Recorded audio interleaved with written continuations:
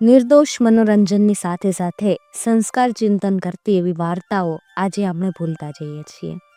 એમ છતાં પણ એક વર્ગ એવો છે કે જેને આવી જૂની વાર્તાઓ સાંભળવી ગમે છે. હેલો દોસ્તો, હું છું વૈશાલી અને આજે આપણે આવી જ એક મુખપાટીની લોક વાર્તા સાંભળવાના છીએ, જેને કદાચ તમે તમારા બાળપણમાં જરૂરથી સાંભળી હશે. જો તમે તમારા બાળપણમાં વાત સાંભળી હોય તો તમારા બાળપણને ફરી એકવાર જીવવા માટે મારી સાથે તૈયાર થઈ જાઓ, અને જો ના સાંભળી હોય તો તમારા બાળપણમાં ખોવાવા માટે મારી સાથે તૈયાર થઈ જાઓ, કારણ કે વાર્તા ખૂબ જ રસપ્રદ છે.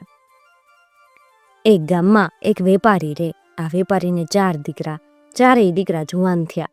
વેપારીને થયું કે લાવને એમની પરીક્ષા કરું. એણે ચારેય દીકરાને હરખી રકમ આપીને કીધું કે જાઓ, પરદેશ ઉપડો, આ પૈસામાંથી વેપાર રોજગાર ચલાવજો, 6 મહિને પાછા આવજો, જોઉં છું કે કોણ વધારે કમાણી કરીને લાવે. બાપની આજ્ઞા માથે ચડાવીને ચારેય ભાઈ તો ચારેય દિશા તરફ હાલી નીકળ્યા. મોટા 3 ભાઈ તો મન દઈને વેપાર રોજગાર કરવા લાગ્યા, ખૂબ પૈસા કમાવા લાગ્યા. પણ નાના ભાઈએ બાપે દીધેલ પૈસામાંથી એક ઉંદર, એક બિલાડી, એક સાપ અને એક પોપટ લીધા. આખો દી ચારેય પ્રાણીઓ હારે રમ્યા કરે ને મોજ કર્યા કરે. બાપાએ આપેલ રકમમાંથી જે કાંઈ બચ્યું એમાંથી પેટ ગુજારો કરે અને પ્રાણીઓને ખવડાવ્યા કરે. હવે થોડાક દિવસમાં તો આ પ્રાણીઓ સાથેને ભારે દોસ્તી થઈ ગઈ. પ્રાણીઓ એના માલિકને સમજીને જીવની જેમ વાલ કરવા લાગ્યા. હવે નાનો ભાઈ ગમે ત્યાં જાય તો માથે પોપટ ઉડતો હોય, ડાબી બાજુ બિલાડી ને જમણી બાજુ ઉંદર હાલ્યો આવે અને પાછળ સાપ દોડ્યો આવે. આમ રહેતા 6 મહિના હાલ્યા ગયા. છેવટ હાથ ખર્ચી ખૂટી ગઈ ત્યારે એ ઘરે પાછો આવ્યો. ઘરે આવીને એણે સાપને એક ઘડામાં પૂરી અને પોતાના સુવાના ઓરડામાં રાખી દીધો. પોપટનું પાંજરું એક થાંભલે ટીંગાડી દીધું અને ઉંદર બિલાડીને ઘરમાં છૂટા મૂકી દીધા. હવે 6 મહિના પૂરા થયા એટલે 3 મોટા ભાઈ પણ પરદેશથી ઘરે આવી ગયા. ઘરે આવતા જ એમણે પોતપોતાની કમાણી એમના પિતાને બતાવી. કોઈએ બાપાએ આપેલ મૂડીમાંથી બમણા, કોઈએ 3 ગણા તો કોઈએ 4 ગણા પૈસા કરેલા. વેપારીએ 3 દીકરાની કમાણી જોઈને રાજી થયો. એને થયું કે આ 3 તો સંસાર ચલાવવા માટે બરાબર લાયક થઈ ગયા. આથી એણે 3 દીકરાઓને પરણાવી દીધા. પણ નાનો દીકરો હજી કાંઈ કમાણી બતાવી નહોતી. તપાસ કરતા એ વેપારીને ખબર પડી કે નાના દીકરે ઘડામાં કંઈક હંતાડીને રાખ્યું. એને થયું કે નક્કી કંઈક કિંમતી વસ્તુ હોવી જોઈએ. હવે એક દિવસ નાનો છોકરો ક્યાંક બહાર ગયેલો. એ લાગ જોઈ અને વેપારી નાના દીકરાના ઓરડામાં ગયો અને હળદેકથી ઘડાનું ઢાંકણું ઉખાડ્યું અને ઢાંકણું ઉખડતા જ ફૂ ફૂ એમ કરતો કાળો નાગ પાછળ પડ્યો. વેપારી તો રાડ નાખતો ભાગી ગયો. એની રાડ સાંભળીને ઘરના બધા ભેગા થઈ ગયા અને કહેવા લાગ્યા કે આ તો ભગવાને રખેવાળા કર્યા. એમ જ કયો ને, આ નાગ કરડે તો કોણ બચે? વેપારીએ તો તુલસી ક્યારે દીવો કર્યો, નાગને રાપડે દૂધ ચડાવ્યું અને બ્રાહ્મણને સીધું દીધું. તરત નાના દીકરાને બોલાવ્યો અને ધમકાવીને કે, દુષ્ટ, તું તો આજ મારો જીવ લેત. ઘરમાં આ કાળાને શા માટે પાળીને રાખ્યો? પૈસા દીધા એ તો ઉડાડી નાખ્યા અને ઉપર જતા આવા ચેનચાળા. તું અત્યારે ને અત્યારે તારું કાળું મોત છે અહીંયાથી લઈને જા. મને કોઈ દી બતાવતો નહીં. ફરીથી તારું મોઢું ન બતાવતો. બાપનો હુકમ સાંભળી અને છોકરો પોતાના ઓરડામાં આવ્યો. એણે પોપટનું બાણ ઉગાડી નાખ્યું, સાપને દરમાંથી બહાર કાઢ્યો અને ઉંદર બિલાડીને બોલાવીને કે, પિતાજીએ મને ઘરમાંથી કાઢી મૂક્યો. હવે મારી પાસે કાંઈ છે નહીં. તમારે સૌ પોતાના ઘરે ચાલ્યા જાઓ. આ સાંભળીને ચારેય પ્રાણીઓ કે, તમે અમારા માલિક અને અમે તમારા ચાકર.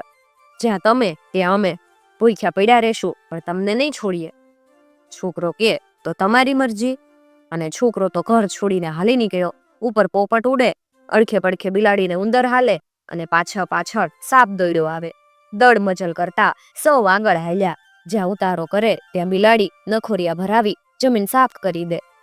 ઉંદર ઊંચી નીચી જમીન સરખી કરી દે. પોપટ ખાવા માટે ઝાડેથી ફળ લાવી દે અને તે સૂઈ જાય ત્યારે નાગરાજ માથે ફેણ છાયા કરી અને રખવાળી કરે. આમ કરતા એ દૂર દેશમાં પહોંચી ગયા. આ દેશ નાગરાજાની જન્મભૂમિકા. નાગ કે, જો રજા આપો તો હું ઘરવાળાને મળી આવું. છોકરો કે, ભલે. અને ત્યાં પાસે જ એક મોટો રાપડો. સાપ એમાં ઘૂસી ગયો. અંદર જઈને એ પોતાના બુઢા મા બાપ અને ભાઈ બહેનોને મળ્યો. ઘણે વખતે સાપ ઘરે આવતા બધા રાજી થઈ ગયા. મા બાપે તો એને છાતીએ ચાપીને કીધું, બેટા તું આજ સુધી હતો ક્યાં? સાપે તો બધી વાત કીધી અને કીધું કે હું તો તમને મળવા આવ્યો છું. મારા શેઠ બહાર બેઠા છે, કાલ તો હું ચાલ્યો જઈશ. માં કે, ના બેટા, હવે તો તને અહીંયાથી જવા જ ન દઉં. સાપ કે, માડી, મેં એમનું લૂણ ખાધું, મારે કારણે તો એને ઘરમાંથી કાઢી મૂક્યો. આવી સ્થિતિમાં એને છોડાય તો નિમક હરામ જ કહેવાવ ને. આમ કહી અને સાપ જવા તૈયાર થયો. એટલે બુઢા વાસુકી નાગે કીધું, બેટા તું એક કામ કર, તારા માલિકને અહીંયા લઈ આવ. તારા બદલામાં કઈ કિંમતી વસ્તુ આપી હું એને રાજી કરી દઈશ. જો એ તને રાજી ખુશીથી રજા આપે તો તું ઘરે રહેજે, નહીં તો એની સાથે ચાલ્યો જાજે. આ વાત સાપને પસંદ પડી ગઈ. એ તરત રાફડાની બહાર આવ્યો, છોકરાને બધી વાત કરી. છોકરો કે ભલે. ઉંદર, બિલાડી અને પોપટને મૂકીને છોકરો સાપની સાથે જવા તૈયાર થયો. સાપ તો રાફડા પાસે જઈને ઊભો રહ્યો અને કીધું કે આંખો બંધ કરીને મારી પૂંછડી પકડી લો અને મારી પાછળ પાછળ હાલ્યા આવો. છોકરાએ એમ કર્યું. થોડો વખત થયો એટલે સાપે ફરીથી કીધું, હવે આંખો ઉઘાડી નાખો. છોકરાએ આંખો ઉઘાડીને જોયું તો પોતે પાતાળમાં આવીને ઊભો. સામે મોટું મેદાન. મેદાનમાં લીલા પીળા ને કાળા નાગ આટા મારી રહ્યા અને ફેણ ડોલાવી રહ્યા. આ બધાની વચ્ચે એક ઊંચા આસન ઉપર એક બુઢો સાપ બેઠો. 7 હાથની કાયા છે અને માથે ભૂરી મૂછો ફરકે.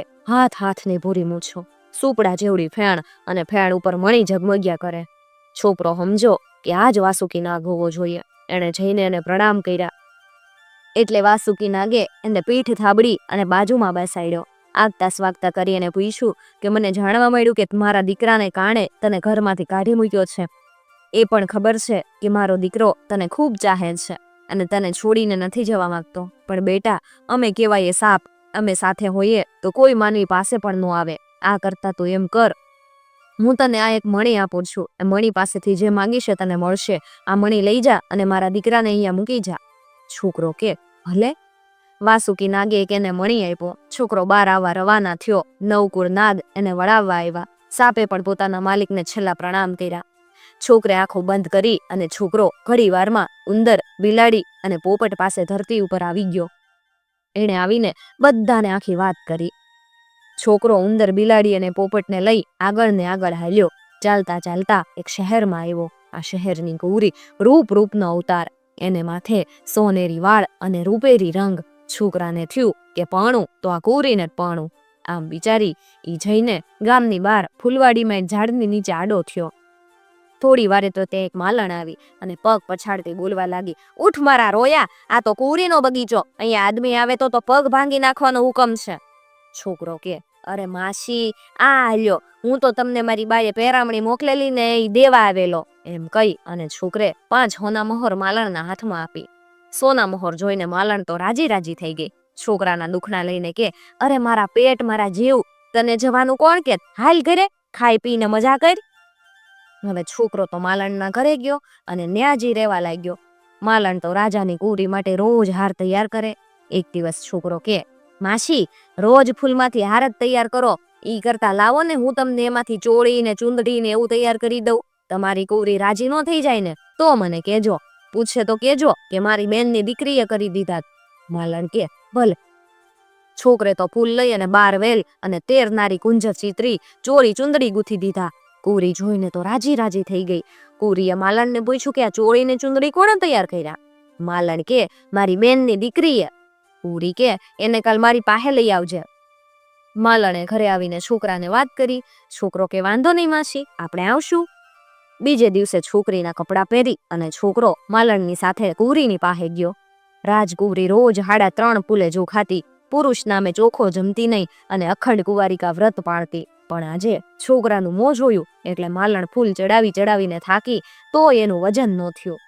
કુરી તરત છાબડામાંથી ઉતરી ગઈ. લાલ આંખો કરીને માલણને પૂછવા લાગી, બોલ બુઢી, આ છે કોણ? સાચું ન બોલીને તો ચામડી ચીરાવી અંદર મીઠું ભરાવીને મારી નાખીશ.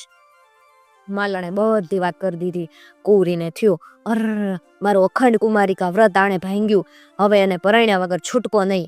પણ એને એવા કામ હોપું કે એ કામ કરી જ ન શકે અને મારે પરણવું જ ન પડે. કુરીએ છોકરાને કીધું, જો તું મને હાચે ચાહતો હો અને મને પરણવા માંગતો હો તો રાતભરમાં બગીચાની અંદર સોનાનો એક 7 મજલો મહેલ બનાવી દે. જો મહેલ બનાવી દઈશ તો હું તને પરણીશ, નહીં તો તને જીવતો મારી નખાવીશ. છોકરો કે કાંઈ વાંધો નહીં. હવે છોકરો અને માલણ ઘરે ગયા. બિચારી માલણ તો ફફડે પણ છોકરો તો આનંદમાં. છોકરો કે અરે માસી, તું તારે હાથ મળની તળાઈમાં પડી રહે ને, બધુંય થઈ રહે. બીજે દિવસે સવારે 4 વાગતા છોકરો ઉઠ્યો. નાઈ ધોઈને હાથમાં વાસુકી નાગનો મણી લઈને બોલ્યો, જય વાસુકી નાગના મણી, જો તારામાં, મારામાં અને વાસુકી નાગમાં હાચ હોય ને તો આ બગીચામાં હમણાં ને હમણાં સોનાનો 7 મજલો મહેલ બનાવી દે. કેવાની જ વાર હતી, કેતા ભેગો તો બગીચામાં 7 મજલો હોનાનો મહેલ ઊભો થઈ ગયો. હવાર પડતા સૂરજ મહારાજના કિરણો પડતા મહેલ તો જળાહળા થઈ રહ્યો. લોકોએ સવારે ઉઠીને આ મહેલ જોયો તો કોઈ કે આ તો સૂરજ ઉગ્યો, તો કોઈ કે આ તો આગ લાગી. સવારે ઉઠીને પલંગમાં પડ્યા રાજપુરીએ બગીચા તરફ નજર કરી તો આંખો અંજાઈ ગઈ. આંખો ચોળીને જોવે તો 7 મજલો હોનાનો મહેલ આભે અડતો ઝગમગ્યા કરે. કુંવરીના આનંદનો પહાર ન રહ્યો. કુંવરીએ તરત રાજાને બોલાવ્યા, પરણવાની વાત કરી. વર્ષોથી પરણવાની ના પાડનાર પુરીએ પરણવાની વાત કરી એટલે રાજા પણ રાજી થઈ ગયા. રાજાએ તરત છોકરાને પાલખી મોકલીને તેડાવ્યો. એ જ દિવસે ધામધૂમથી કુંવરીના લગ્ન કરી દીધા. છોકરોને રાજકુંવરી હોનાના મહેલમાં રે, ગાન ગુલતાન કરે. રાત દિવસ કેમ જાય એની ખબર ન પડે. કામકાજ કઈ કરવું નથી પડતું. કાંઈ જોઈએ તો વાસુકી નાગના મણી પાસેથી મળી રહે. મણીને પ્રતાપે 56 પ્રકારના ભોજન હવાર હાંજે તૈયાર થઈ જાય. ઉંદર બિલાડીને પોપટ પણ આનંદથી રહે. હવે એક દિવસ કુંવરી માલણની સાથે નદીએ નાહવા ગઈ. નદીમાં વાળ ધોઈ અને બુરીએ માથું વળ્યું. કુંવરીને માથે તો સોનેરી વાળ હતા. જે વાળ ઉતર્યા એ ભેગા કરી એક દોણીમાં ભર્યા અને દોણી નદીમાં મૂકી દીધી. હવે વેતી દોણી એક નગરમાં પહોંચી. ઈ વખતે ત્યાંનો કુંવર નદીએ નાઈ. એણે આ દોણી પકડી. અંદર જોવે તો સોનેરી વાળ. કુંવરને થયું કે બસ પરણું તો આ સોનેરી વાળવાળી કુંવરીને જ પરણું. આવીને કુંવર ઘોડારમાં જઈને તૂટલ મૂટલ ખાટલીમાં પડ્યો. રાજાને વાતની ખબર પડી. રાજાએ ચતુર દૂતીઓને ભેગી કરી અને સોનેરી વાળવાળી કુંવરીની શોધમાં 4 દિશામાં મોકલી દીધી. હવે એક દૂતી નદીને કાંઠે ઉપરવાસ હાલતી દૂર નીકળી ગઈ. હાલતી જાય ને નદી કાંઠે જે કોઈ શહેર આવે તે તપાસ કરાવતી જાય. છેવટે સોનાના 7 મજલા મહેલે આવી ગઈ. નીચેથી જોવે તો એ કુંવરી ઝરૂખે બેઠી સોનેરી વાળ ઓળ્યા કરે. તરત એ મહેલમાં ગઈ. જોરથી મંડી રોવા. કુંવરી પાસે આવી એટલે કે, બટા, હું તો તારી માસી થાવ. તું તો જ્યારે ઘોડિયામાં હિસકતી ને ત્યારે આવેલી. તું તો મને ક્યાંથી ઓળખે? ઘણા વર્ષ થઈ ગયા એટલે લાવ મારી બેનની દીકરીને મળતી જાવ એમ વિચારીને હું અહીંયા આવી. કુંવરી તો માસીનું નામ સાંભળીને રાજી થઈ ગઈ. એણે માસીને આગ્રહ કરીને રોકી અને બંને સાથે આનંદથી રહેવા લાગ્યા. હવે દૂતી હવારથી હાંજ બધું જોયા કરે. એને થયું કે મહેલમાં નોકર ચાકર તો ખાસ છે નહીં. બધું કામકાજ કેમ થયા કરે? આનો પટ્ટી ઘોડે ચડીને હવાર હાંજ રખડ્યા કરે. નાવડ વખતે પાણી તૈયાર, રસોઈ વખતે રસોઈ તૈયાર, પૂતી વખતે પલંગ તૈયાર. આ બધું થાય કેમ? એક દિવસ એણે કુંવરીને પૂછ્યું, હે દીકરી, ઘરમાં નોકર ચાકર તો દેખાતા નહીં, આ બધા કામ થાય કેમ? કુંવરી કે, માસી, એમની પાસે એક મણીસ. ઈ લઈને ઈ કે જય સત્યાચાર વાસુકી નાગના મણી, જો તારામાં, મારામાં અને વાસુકી નાગમાં હાચ હોય ને તો કામ થઈ જાય. આમ કેતા જે જોઈ ને મળી જાય. દૂતીને થયું કે આ મણી ગમે એમ કરીને હાથ તો કરવો જોઈએ, પછી બધા કામ એની મેળે થઈ જાહે. આમ વિચારી એણે કુંવરીને કીધું, દીકરી, ઈ મણી તો કુંવર પાસે રે. કોઈ દિવસ ઈ કે આઘા ચાલ્યા ગયા તો તું ખાધા વગર ની જ રહે ને. ઈ કરતા મણી તારી પાસે રાખ તો સારું. તો આખો દિવસ ઘરે જ હોય જ ને. કુંવરીને માસીની વાત ગમી ગઈ. કુંવર આવતા એણે પોતાની પાસેથી મણી માંગ્યો. કુંવરે એને મણી આપી દીધો અને કીધું કે આલે મણી, પણ બરાબર સંભાળીને સાંભળજે હો અને રાખજે સંભાળીને. કુંવરી દિવસમાં જે કાંઈ માગે એ મણી આપ્યા કરે. દૂતી આ બધું જોયા કરે અને હુતી વખતે કુંવરી મણી મોઢામાં મૂકી દે. હવે એક વખત બપોરે કુંવરી ઊંઘી ગઈ. ઊંઘમાં એનું મોઢું ઉઘડી ગયું અને મણી દેખાવા લાગ્યો. દૂતીએ લાભ જોઈને હળવેકથી મણી કાઢી લીધો. મણી ધોઈને બોલી, જય સત્યસાર વાસુકી નાગના મણી, તારામાં, મારામાં ને વાસુકી નાગમાં હાચ હોય ને તો આ ઊંઘતી કુંવરી સહિત મને મારા ઘરે પહોંચાડી દે. આમ કેતા જ કુંવરી સહિત દૂતી પોતાના ઘરે પહોંચી ગઈ. કુંવરી જાગીને જોવે તો આ હું? સોનાના મહેલને બદલે નાના સોના ઘરમાં પડી. જોવે છે તો મોઢામાં મણી નથી. આમે ઊભી માસી દાંત કાઢે. કુંવરી માસીનું કપટ જાણી ગઈ. બિચારી ઘણી દુખી થઈ, પણ હવે શું કરે? આ બાજુ કુંવર મહેલે આવ્યો. જોવે તો કુંવરી નથી. મહેલમાં એ ખૂણે ઢૂંઢી વળ્યો, પણ ક્યાંય પત્તો ન મળ્યો. તરત એણે પોપટને બોલાવ્યો ને કીધું કે દોસ્ત, તારી ભાભીને પેલી કપટી માસી ઉપાડી ગઈ લાગે. સાપે મણી આપેલો, હવે તારો વારો. ગમે એમ કરી અને તારી ભાભીનો પત્તો મેળવી આય. પોપટ કે ભલે, એક ચિઠ્ઠી લખીને મારે ગળે બાંધી દ્યો. ગમે ત્યાંથી રાજકુંવરીને શોધી એને પહોંચાડી આવીશ. કુંવરે ચિઠ્ઠી લખીને પોપટને ગળે બાંધી. પોપટ તો ઉડતો ઉડતો ઉપડ્યો, શોધતો શોધતો ગામ ગામત્રાણ શહેર નગર વટાવતો ઘણે દિવસે દૂતીને શહેર પહોંચ્યો. રાજકુંવરી એ વખતે બેઠી બેઠી દાતણ કરતી હતી. પોપટ ઘરે ઘરે ઉડતો ઉડતો જોયા કરે તે એની નજર કુંવરી ઉપર પડી. તરત ઉડતો ઉડતો કુંવરીને ખંભે જઈને બેહી ગયો. કુંવરી તો પોતાના પોપટને ઓળખી ગઈ. ગળેથી છોડી એને ચિઠ્ઠી વાંચી. તરત એણે પોતે ક્યાં છે એ બધું લખી અને બીજી ચિઠ્ઠી પોપટને ગળે બાંધી દીધી. પોપટ તો ઉડતો ઉડતો કુંવરની પાસે આવી ગયો. બધા સમાચાર જાણી અને કુંવરે ઉંદર અને બિલાડીને કીધું, હવે તમારો વારો આવ્યો છે. સાપ અને પોપટે પોતાના કામ પતાવી દીધા. હવે ગમે એમ કરી અને તમે દૂતી પાસેથી વાસુકી નાગનો મણી લઈ આવો. ઉંદર અને બિલાડીને સાથે લઈ અને પોપટ શહેર તરફ બતાવવા ઉપડ્યો. હવે દડ મચલ કરતા કરતા કરતા ત્રણેય જણા દૂતીને શહેર આવી ગયા. પોપટે દૂરથી દૂતીનું ઘર બતાવી દીધું. ઉંદર અને બિલાડી રાત પડવાની વાટ જોવા લાગ્યા. બરોબર રાત પડી. દૂતી મોઢામાં વાસુકી નાગનો મણી મૂકી અને હુઈ ગઈ. આ બાજુ પોપટ, ઉંદર અને બિલાડી એના ઘરમાં ઘૂસી ગયા. દૂતીને ઊંઘતી જોઈ અને પોપટે પેલા દીવો ઓલવી નાખ્યો. એટલે ઉંદરે બિલાડીને કીધું, પેલા હું મારું કામ કરી લઉં. મારું કામ પતે કે તું ઝડપ કરજે. જો જરા કઈ ઢીલ થઈ ને તો બીજી બધી બાજી ઊંધી વળી જાહે. આમ કહીને ઉંદર દૂતીને ખાટલે ચડ્યો. દૂતીના મોઢા પાસે જઈને ઉંદરે પોતાની પૂંછડી દૂતીના નાકમાં નાખી દીધી. પૂંછડી નાકમાં જતા દૂતીએ જોરથી છીક કરી દી અને મણી મોઢામાંથી ઉડીને દૂર જઈને પડી ગયો.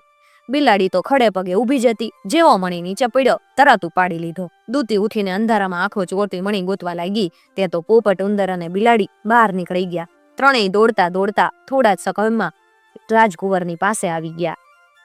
કુંવર તો વાટ જોઈને બેઠો તો.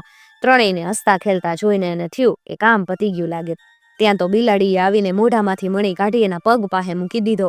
મણી હાથમાં લઈ અને આંખમાં અરખના આંસુ સહિત કુંવર બોલ્યો, બસ મિત્ર હોય તો આવા હોજો જે સંકટ સમયે સહાય કરે. આમ કહી એણે મણી હાથમાં લીધો અને બોલ્યો, જય સત્યસાર વાસુકી નાગના મણી તારામાં, મારામાં અને વાસુકી નાગમાં હાચ હોય તો મારી રાણી આ સોનાના મહેલમાં આવી જાય. આમ કહેતા જ કુંવરી સોનાના મહેલમાં આવી પહોંચી. બંને એકબીજાને હેત પ્રીતથી મળ્યા.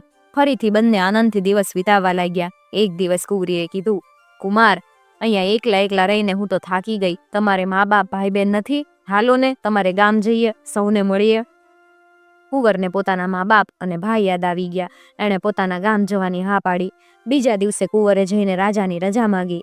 રાજાએ તેને ખૂબ ધન દોલત, પાલખી, મ્યાના, હાથી, ઘોડા, નોકર ચાકર, લાવ લશ્કર આપીને રજા દીધી. દડ મજલ કરતા વેપારીના ગામ આવી પહોંચ્યા. કુંવરે વિચાર કર્યો કે થોડા પહેલા દિવસ બહાર રહું અને ઘરની તેમજ શહેરની શી હાલત છે જોઈ લઉં. આમ વિચારી એણે શહેરની બહાર બગીચામાં ઉતારો કર્યો. હાથી ઘોડા બાંધી દીધા. લાવ લશ્કરનો પડાવ નાખી દીધો. આખા શહેરમાં આનંદ સમાચાર ફેલાઈ ગયા કે કોઈ દેશનો રાજા આવીને શહેરને પાદર ઉતર્યો છે. લોક રાજાને જોવા ઉમટ્યા. થોડા દિવસ બાદ કુંવરે આખા શહેરને ધુવાડા બંધ નોતરું દીધું. વાસુકી નાગના મણીથી 32 ભાતના ભોજન, 33 જાતના શાક અને 56 જાતના ભોગ તૈયાર થઈ ગયા. આખું ગામ જમવા ઉપટ્યું. વાહ વાહ ભોજન એમ કહેતા જાય અને લોકો જમતા જાય. કુંવર બેઠો બેઠો બધાને જોયા કરે પણ પોતાના ઘરના કોઈ દેખાતા નથી. વાત એમ બનેલી કે વેપારી અને એના દીકરાઓનું ભાગ્ય ફરી જતા ઘરે ગરીબી આવી ગયેલી. પહેરવા પૂરા લુગડાય નહીં. તે દિવસે એમણે નક્કી કર્યું કે ઘરના આદમી જમવા જાય, સ્ત્રીઓ ન જાય. ઘરના પુરુષો છાનામાના કપડાં હંતાડવા જમવા બેસી ગયા. જમીને તેઓ પાછા વળ્યા કે કુંવરે એમને રોક્યા ને પૂછ્યું કે તમારા ઘરેથી સ્ત્રીઓ જમવા કેમ નથી આવી?